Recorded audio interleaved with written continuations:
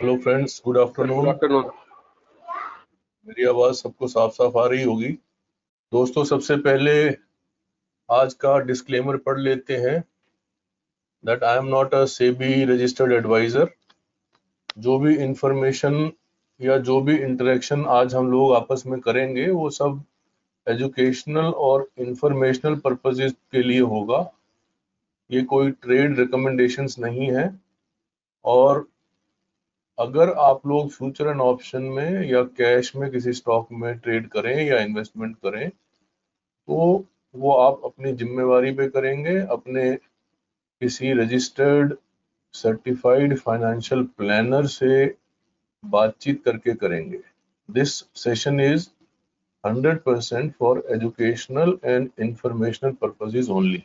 तो दोस्तों, ये निफ्टी का चार्ट है। अब मैंने 28 तारीख को जो मिड मार्केट सेशन लिया था उसके अंदर इस चार्ट को मैंने डिस्कस किया था और ये बताया था कि ये जो रेड लाइंस हैं यहाँ पर एक सप्लाई जोन है और ऊपर से अगर हम एक ट्रेंड लाइन खींचें तो वो ट्रेंड लाइन ऐसे आ रही है और प्राइस इस वक्त 28 तारीख को मैंने बोला था कि इस सप्लाई जोन वाले रेजिस्टेंस पे और इस ट्रेंड लाइन वाले रेजिस्टेंस पे है। इसलिए यहाँ से इमीडिएटली कोई अप मूव आने की संभावना कम है। पहले प्राइस इस पर्टिकुलर सप्लाई जोन को एब्जॉर्ब करेगा, उसके बाद ही मार्केट की दिशा पता चलेगी। आप ये देखिए, पिछली बार यहाँ से जो सप्लाई आई थी वो मार्केट को कितना नीचे ले गई थी, तो इससे आप इस सप्लाई जोन की स्ट्रेंथ को समझ सकते हैं। तो अब हम उसी सप्लाई जोन में हैं, लेकिन अच्छी बात ये थी कि भाई इस सप्लाई जोन से एकदम से नीचे नहीं गिरे बल्कि काफी देर तक इस सप्लाई को एब्जॉर्ब करने की कोशिश की और उसके बाद फिर धीरे धीरे गिरना शुरू हुआ। तो क्या इस गिरावट का हमको इसके अलावा कहीं और से अंदेशा मिला था कि भाई ये तो सप्लाई जोन है, ये ट्रेंड लाइन है, ये पुराने कंटेक्स्ट है हिस्टोरिकल डेटा के हिसाब से, और इस कंटेक्स्ट में आके प्राइस कैसे बिहेव करेगा इसका एक हल्का सा अंदाजा हमको हमारे मोमेंटम ऑसिलेटर यानी आरएसआई ने दे दिया था। वो कैसे दे दिया था कि आप ये देखिए, ये 75 मिनट का चार्ट है और मैं सिर्फ प्राइस और आरएसआई को आपस में कंपेयर करने के लिए ये एक रेक्टेंगल ड्रॉ कर रहा हूं। अब मैं बाकी सब निशान हटा देता हूं, इस रेक्टेंगल को ही रख लेता हूं बस, ताकि आपको कंफ्यूजन ना हो। तो ये देखिए, एक रेक्टेंगल मैंने यहाँ ड्रॉ किया और दूसरा रेक्टेंगल मैंने आरएसआई के ऊपर ड्रॉ किया। तो इस पॉइंट तक अगर आप देखें तो प्राइस ने, मैं इस पॉइंट को पे एक एरो भी मार्क कर देता हूं कि इस पॉइंट पे प्राइस ने एक हाई बनाया और इस पॉइंट पे आरएसआई ने भी एक हाई बनाया।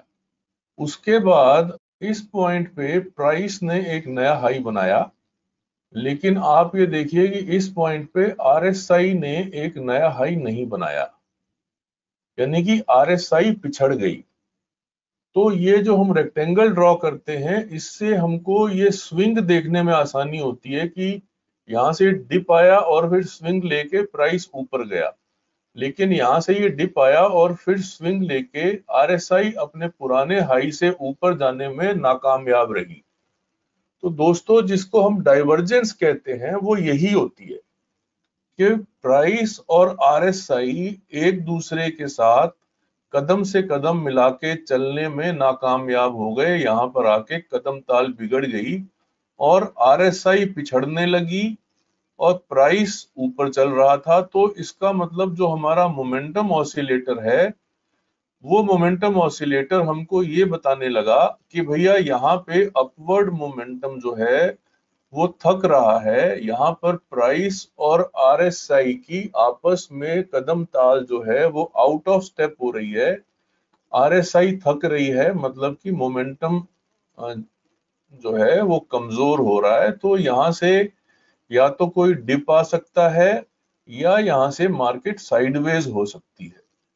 तो ये वाला इंडिकेटर, मोमेंटम इंडिकेटर, यहाँ पर हमको उस प्राइस रेजिस्टेंस, उस सप्लाई जोन के साथ में एक एडिशनल इंफॉर्मेशन दे रहा था। तो हमारे पास हमारे कंटेक्स्ट ने, प्रीवियस हिस्टोरिकल डेटा ने हमको ये बताया कि जी यहाँ पर एक रेजिस्टेंस है, यहाँ पर एक सप्लाई जोन है, और हमारे मोमेंटम ऑसिलेटर ने हमको ये बताया कि भाई यहाँ पर जो अपवर्ड मोमेंटम है उसके अंदर डाइवर्जेंस आ रही है, यानी उसके अंदर एक थकान आ रही है। तो उससे ये बात, दोनों बातों को मिला के ये बात कंफर्म हो गई कि भाई हाँ, यहाँ से प्राइस ठिठकेगा, एक डिप भी मार सकता है और या साइडवेज रह सकता है। तो मेरे एक मित्र ने आज सुबह मुझे एक चार्ट भेजा था कि भाई सर, एक आदमी ने, किसी आदमी का, उन्होंने जेंटलमैन का नाम लिया और कहा कि उन्होंने एक चार्ट भेजा है जिस चार्ट के अंदर ये जो नीचे से ऊपर अप ट्रेंडिंग ट्रेंड लाइन आ रही है, ये ब्रीच हो चुकी है। तो दोस्तों, जब मैं इस ट्रेंड लाइन को ड्रॉ करता हूं तो मेरे पास ये ट्रेंड लाइन ऐसे आती है। इसको थोड़ा पतला कर देता हूं, मैं ऐसे कर देता हूं। तो अब ये नहीं, ये इसके ऊपर ऐसा हो रहा है। तो अब हमको, अगर मैं इस स्केल को लेकिन लीनियर स्केल से लॉग स्केल पे कर देता हूं तो ये ट्रेंड लाइन मुझे टूटी हुई नजर आती है। तो वो जिन जेंटलमैन ने ये टूटी हुई ट्रेंड लाइन दिखाई है, उन्होंने लीनियर स्केल की बजाय लॉग स्केल का चार्ट लगाया हुआ है। तो अब आप ये पूछेंगे कि जी लॉग स्केल क्या होता है और लीनियर स्केल क्या होता है। वो एक टेक्निकल बात है। आप लोगों से मैं रिक्वेस्ट करूंगा कि इसको आप जाके गूगल करें कि what is the difference between a linear scale and log scale. जो यूजुअली ये एडवाइज किया जाता है कि जो आप लॉन्ग टर्म चार्ट देख रहे हैं, मंथली या वीकली या क्वार्टरली, उसके अंदर आप लॉग स्केल इस्तेमाल करें। कुछ लोग परसेंटेज स्केल भी इस्तेमाल करते हैं, लेकिन आमतौर पे जो छोटे टाइम स्केल हैं, डेली 75 मिनट, 15 मिनट, इनके अंदर लीनियर स्केल ही इस्तेमाल किया जाता है। और मैं ये लीनियर स्केल ही इस्तेमाल करते हुए ये चार्ट डाल रहा हूं।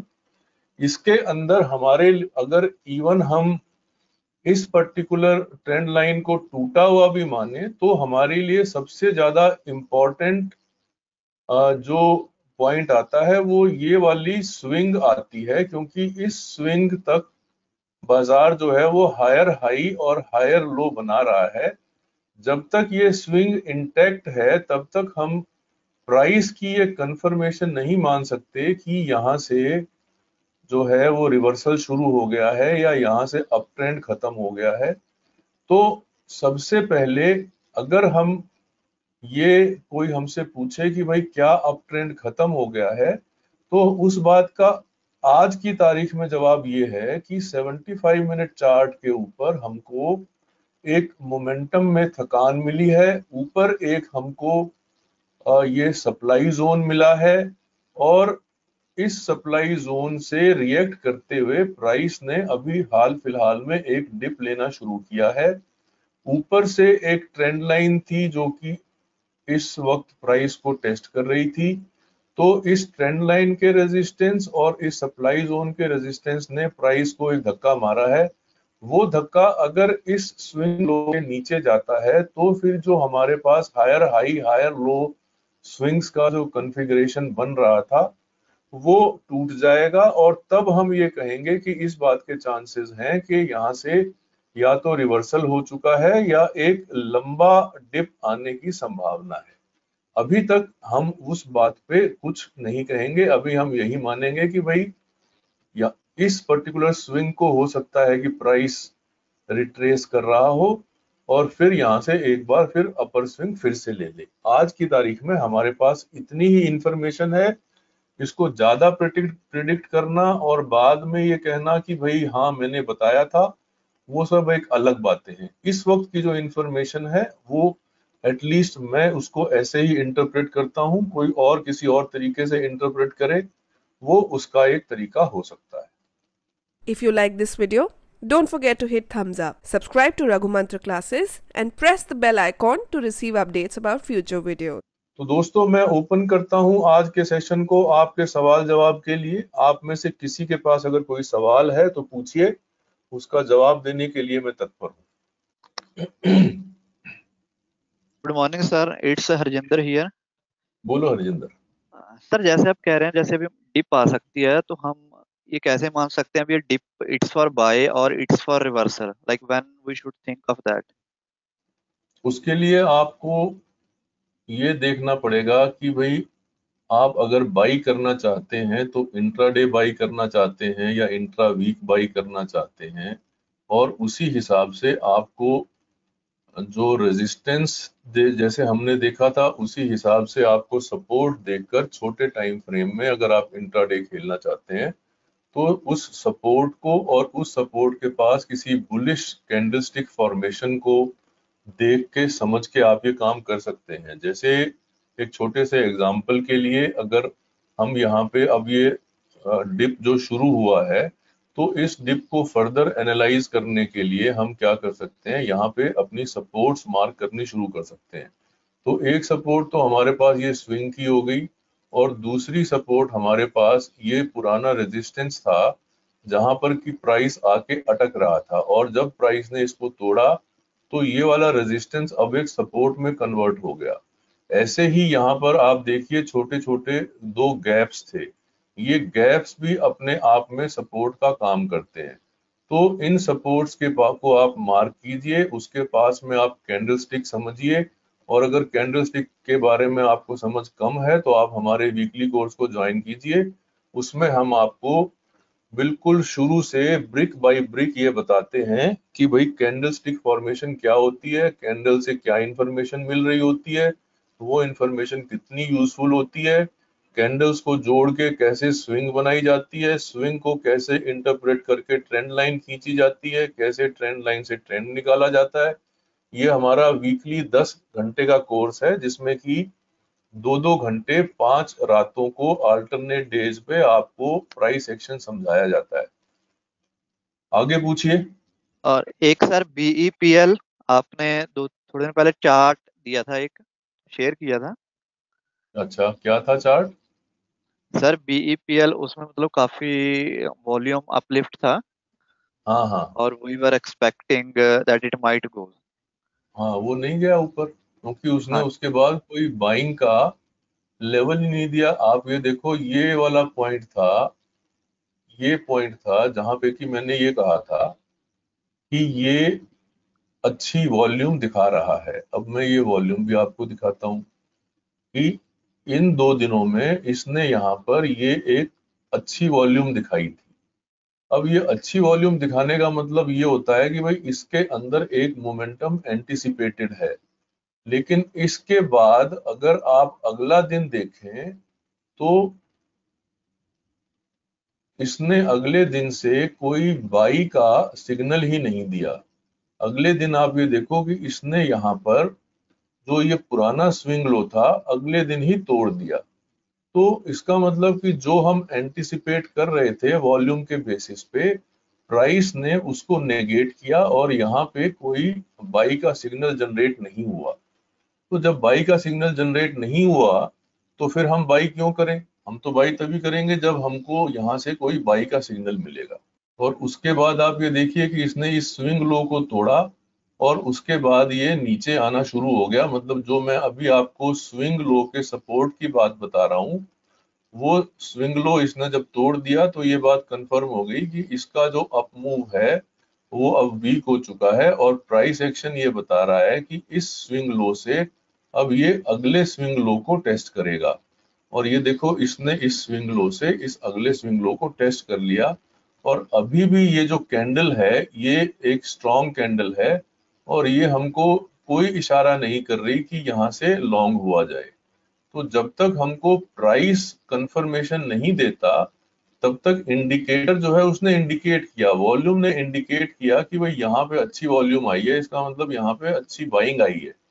लेकिन प्राइस ने उस चीज को कंफर्म नहीं किया और यहाँ पे इस स्विंग लो को तोड़ा। तो अगर किसी ने एंटिसिपेशन में भी इसको लॉन्ग कर लिया था या खरीद लिया था, तो उसको इस स्विंग लो के नीचे जैसे ही प्राइस उस दिन बंद हुआ, उसको उसी दिन इस स्टॉक से बाहर आ जाना चाहिए। सर अब इसी इस चार्ट के अंदर, इसी चार्ट में सर जैसे आप ये बता रहे हो, ये 2 वॉल्यूम हुआ है बड़ा, और उसके हाँ, बाद में जो नीचे वॉल्यूम हुआ है वो कम हुआ है, तो सर इसको ये समझ सकते हैं क्या कि जो बायर है उसको थोड़ा नीचे लाके फिर वापस उसको बाइंग करना चाहते हैं? देखो ये बात तो है, लेकिन वो कब करना चाहते हैं, उसका कैंडल स्टिक का क्या रोल आएगा, वो सारी बात समझनी जरूरी है। अब मैं यही बात बताने वाला था कि ये इस पॉइंट पर एक इसने डिमांड जोन बनाया हुआ है। ये डिमांड यस जोन इस जगह पे एक डिमांड जोन बना हुआ है। तो हमको अब ये देखना है कि क्या इस डिमांड जोन के ऊपर कैंडल स्टिक्स हमको कोई बुलिश फॉर्मेशन देके यहाँ से खरीदने का इशारा कर रही है कि नहीं कर रही है। हमको इस डिमांड जोन के अंदर भी ब्लाइंडली नहीं खरीदना है। तो ये जो भी कंटेक्स्ट हम ड्रॉ करते हैं, चाहे वो ट्रेंड लाइन हो, चाहे वो डिमांड जोन हो या कुछ और हो, अगर उस कंटेक्स्ट के पास आके प्राइस को रिएक्शन को या प्राइस के रिस्पॉन्स को हम प्रॉपरली नहीं समझेंगे और उसके अंदर धक्का करके घुसेंगे, तो फिर वो दिक्कत होगी। इसलिए ये डिमांड जोन है बस, लेकिन क्या इस डिमांड जोन पे प्राइस रिएक्ट कर रहा है, क्या प्राइस बाउंस ले रहा है, क्या उस बाउंस का कोई हमको ऐसा बुलिश सेटअप नजर आ रहा है, उसके बाद ही हमको उसके अंदर एंट्री लेनी है। सर अपने जो ये एनालिस्ट करते हैं, तो सर उसमें ज्यादा वेटेज प्राइस एक्शन को देना चाहिए सर कि वॉल्यूम को देना चाहिए? भाई हम तो ट्रेड हम क्या करते हैं, हम प्राइस ही ट्रेड करते हैं ना। हम कोई भी यस सर। चीज 100 रुपए खरीदते हैं, मान लो एक चीज 100 रुपए की है, उसकी वॉल्यूम 1 लाख है, अगले दिन वो चीज 95 की हो गई और वॉल्यूम 2 लाख हो गई, तो आप तो जो है वो प्राइस ट्रेड कर रहे हो ना। तो हमको तो ये देखना है कि भैया हमको ये प्राइस अगर ऊपर चलता हुआ दिख रहा है, कोई इसके अंदर कैंडल से कैंडल मिलाते हुए ऊपर की तरफ जा रही है, तो इसका मतलब अपवर्ड जाएगी। और अगर ऊपर नहीं जा रही है और पुराने स्विंग लोज को तोड़ रही है, तो इसका मतलब अब इस चार्ट के अंदर आप ये देखो, ये एक स्विंग बन रहा था और ये स्विंग यहाँ से ऊपर भी जा सकता था, जैसा कि वॉल्यूम हमको बता रही थी, लेकिन ये ऊपर नहीं गया, इसने इस स्विंग लो को तोड़ दिया। तो उसके बाद अब हम अपने आप को ये वॉल्यूम देख के बहलाते रहें कि ये वॉल्यूम बड़ी अच्छी थी और ये फिर से आएगी, तो हो सकता है कि भाई वैसा हो जाए, हो सकता है कि ना हो, पता नहीं किसने यहाँ लिया, उसने क्या सोच के लिया, 5 साल के लिए रखूंगा या 2 महीने के लिए रखूंगा। तो वो तो वॉल्यूम से एक इंडिकेशन आया था कि इस स्टॉक के अंदर पिछले 2 दिन से बायर का इंटरेस्ट है बस, लेकिन प्राइस ने उस पर्टिकुलर इंडिकेशन को कंफर्म नहीं किया। तो इंडिकेटर की वैल्यू और प्राइस की वैल्यू दोनों की वेटेज में जो आपने पूछा है, तो वेटेज तो भैया प्राइस की ही ज्यादा रहती है।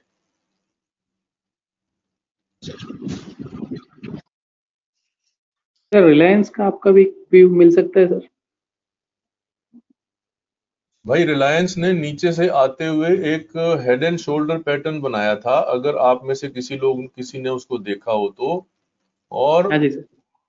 ये देखिए, एक हेड एंड शोल्डर पैटर्न बना था, और इस हेड एंड शोल्डर पैटर्न के हिसाब से ये माना जाता है कि जितनी यहाँ से गहराई थी, उतनी ही गहराई अब ये ऊपर चलेगा। तो मोटा मोटी ये अपने पास 2250 का लेवल ये दिखा रहा है इस पर्टिकुलर तरीके से। और बताएं। Sir, I have a question. हाँ हाँ, I don't know, I call it a stupid question, but no question is stupid. Please come out of that. so in the options, Hmm. they say it is ATM, OTM, and ITM. Hmm. How do I know whether it is ITM I am buying or OTM I am buying or ATM I am buying? Your question, if I have understood correctly, see, suppose Nifty is today at 11,000, suppose. Yes. So the 11,000 strike Uh-huh. is an ATM strike. Okay. If you are going to buy a call, then all the strikes which are below 11,000, they will be known as in the money or ITM strikes. Okay. And all the strikes which are above 11,000, they will be known as OTM or out of the money strikes. Oh, okay. Is it clear? Understood, sir. Thank you so much. Yeah. God bless you.